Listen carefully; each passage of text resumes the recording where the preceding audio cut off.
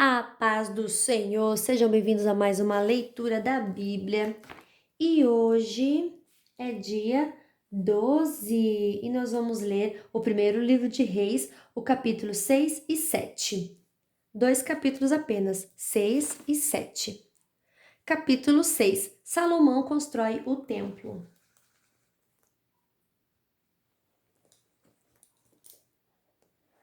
480 anos depois que o povo de Israel havia saído do Egito, no quarto ano do reinado de Salomão em Israel, no mês de Zive, o segundo mês, Salomão começou a construir o templo.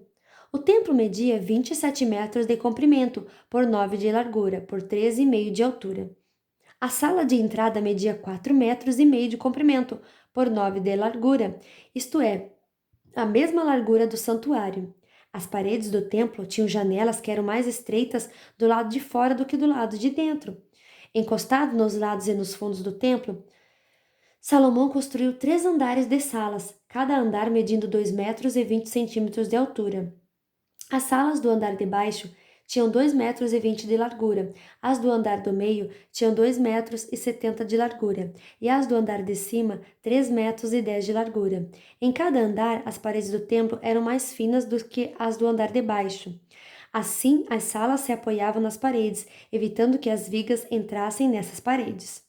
O templo foi construído com pedras que haviam sido preparadas nas pedreiras, para que assim, durante a construção, não se ouvisse o barulho de martelos, machados ou qualquer outra ferramenta. A entrada para as salas do andar térreo ficava no lado sul do templo, e havia escadas para subir ao segundo e ao terceiro andares. E assim, o rei Salomão terminou a construção do templo, colocando um forro feito de vigas e tábuas de cedro. Salomão construiu 3 andares de salas encostadas nas paredes do templo e ligadas com elas por meio de vigas de cedro. Cada andar media 2,20 metros de altura. O Senhor Deus disse a Salomão: Se você obedecer a todas as minhas leis e mandamentos, eu farei por você aquilo que prometi a Davi, o seu pai. Viverei entre o meu povo de Israel neste templo que você está construindo, e nunca os abandonarei. E assim Salomão terminou a construção do templo. O acabamento do templo por dentro. As paredes do templo foram forradas por dentro com tábuas de cedro, desde o chão até o teto, e o assoalho foi feito de pinho. Na parte de trás do templo foi construída uma sala interna. Que foi chamada de Lugar Santíssimo. Ela media 9 metros de comprimento e era separada por uma divisão feita de tábuas de cedro, que iam desde o chão até o teto. O lugar santo, que ficava em frente ao lugar santíssimo, tinha 18 metros de comprimento. A forração de cedro era enfeitada com entalhes em formas de cabaças e de flores. Toda a parte de dentro da sala era revestida de cedro para que as pedras das paredes não ficassem aparecendo. Como já foi dito, na parte de trás do templo foi feita uma sala, o lugar santíssimo, para nela ser colocada a Arca da Aliança de Deus. Essa sala media 9 metros de comprimento por 9 de largura, por 9 de altura, e era toda revestida de ouro puro. O altar era revestido com tábuas de cedro. O lado de dentro do templo era revestido de ouro e na entrada do lugar santíssimo foram colocadas correntes de ouro. Essa sala também era revestida de ouro. Todo o templo por dentro e também o altar do lugar santíssimo eram revestidos de ouro. Foram feitos 2 querubins de madeira de oliveira, os quais foram colocados no lugar santíssimo. Cada um deles media 4,40 metros de altura. Os 2 querubins tinham o mesmo tamanho e a mesma forma. Cada um tinha 2 asas, e cada asa media 2,20 metros e 5 centímetros de comprimento. Assim, a distância da ponta de uma asa até a outra era de 4,5 metros. Os 2 querubins foram colocados no lugar santíssimo. Eles estavam de asas estendidas, de maneira que a asa de um tocava numa parede e a asa do outro tocava na outra parede. E no meio da sala, a asa de um tocava na asa do outro. Os 2 querubins eram folheados a ouro. As paredes do lugar santo e do lugar santíssimo eram todas enfeitadas com figuras entalhadas, representando querubins, palmeiras e flores. Até mesmo o assoalho das 2 divisões era revestido de ouro. Na entrada do lugar santíssimo foi colocada uma porta dupla feita de madeira de oliveira. No alto, as ombreiras formavam um arco em ponta. As portas eram enfeitadas com figuras entalhadas, representando querubins, palmeiras e flores. As portas dos querubins e as palmeiras eram folheadas a ouro. Para a entrada do lugar santo foram feitas batentes retangulares de madeira de oliveira. Havia 2 portas de 2 folhas que eram feitas de pinho e enfeitadas com figuras entalhadas de querubins, palmeiras e flores, que também eram folheadas a ouro. Em frente ao templo foi construído um pátio interno, fechado por muros que tinham uma carreira de vigas de cedro para cada 3 carreiras de pedras. Os alicerces do templo foram colocados no mês de Zive, o segundo mês no 4º ano do reinado de Salomão.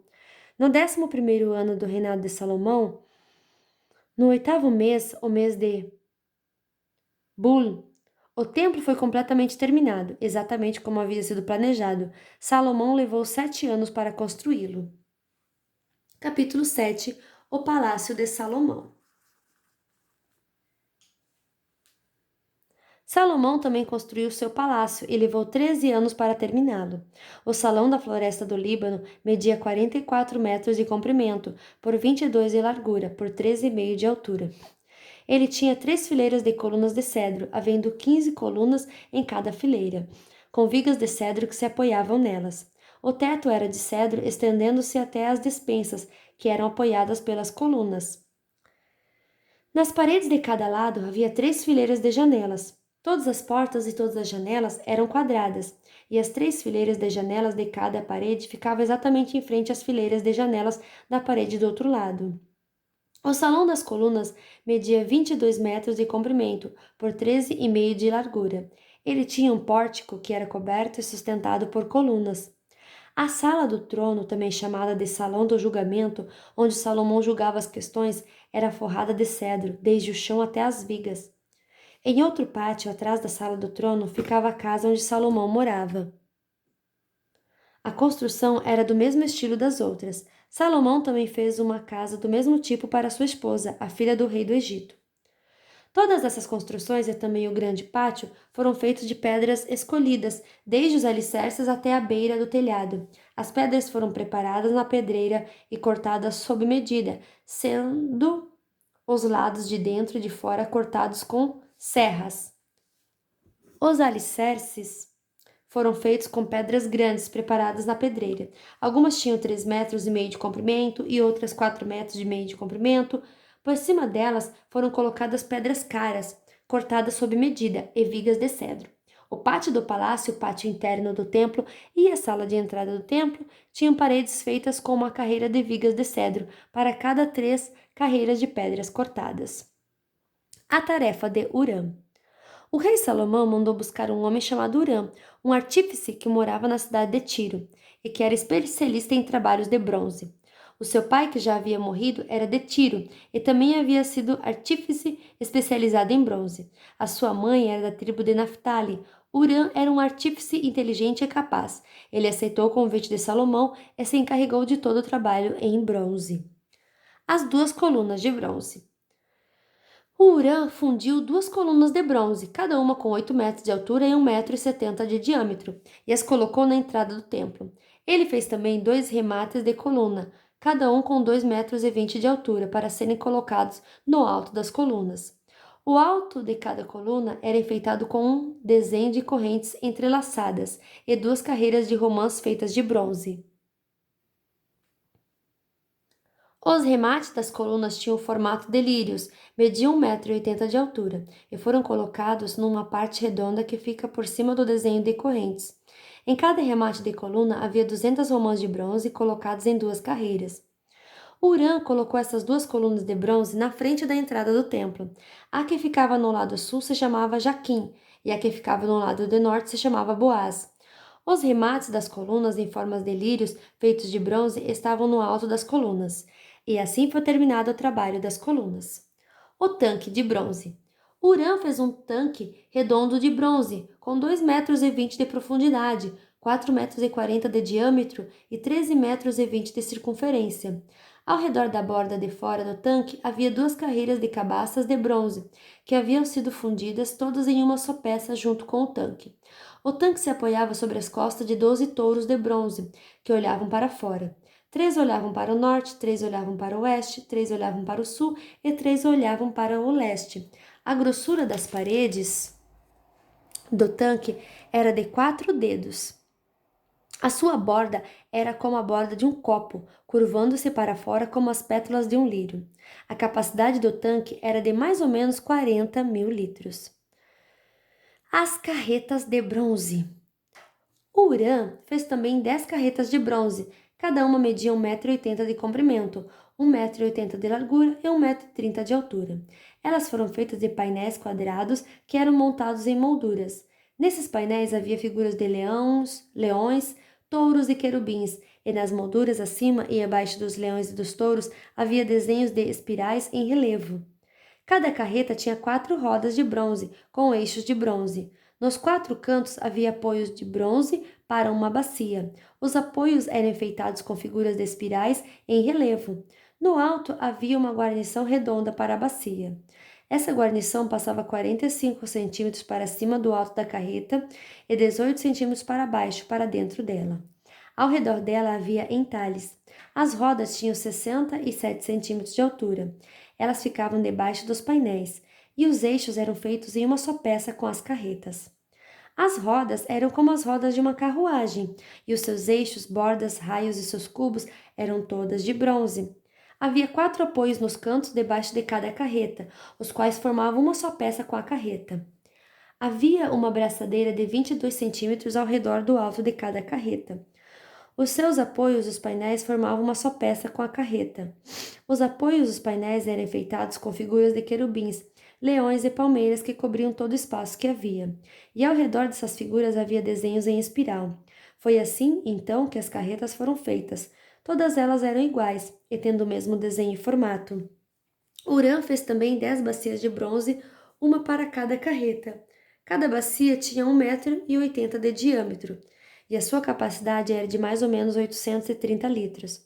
Ele colocou 5 carretas no lado sul do templo e as outras 5 no lado norte. O tanque ele colocou no canto sudeste. Lista resumida dos objetos do templo. Hurã fez também caldeirões, pás e bacias, e assim terminou todo o trabalho encomendado pelo rei Salomão para o templo do Senhor. Esta é a lista do que ele fez: 2 colunas, 2 remates em formas de taças que ficavam em cima das colunas, desenhos de correntes entrelaçados de cada remate, 400 romãs de bronze em 2 carreiras de 100, ao redor do desenho de cada remate 10 carretas, 10 bacias, um tanque, 12 touros que sustentavam o tanque, caldeirões, pás e bacias. Todos os objetos destinados ao templo que Hurã fez para o rei Salomão eram de bronze polido. O rei mandou que tudo fosse feito na fundição, entre Sucote e Sartã, no vale do rio Jordão. Salomão não mandou pesar esses objetos de bronze, porque eram muitos, e por isso seu peso nunca foi calculado.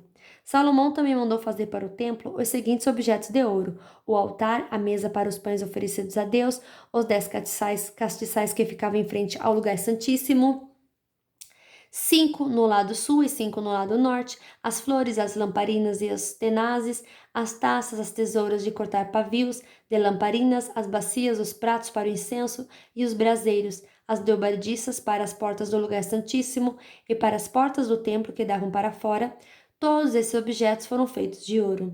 Quando o rei Salomão terminou todo o trabalho do templo, colocou na sala do tesouro do templo todas as coisas que Davi, o seu pai, havia separado para o Senhor Deus, isto é, a prata, o ouro e outros objetos. E fim da nossa leitura de hoje. Que Deus abençoe você, a sua família e até amanhã. Tchau!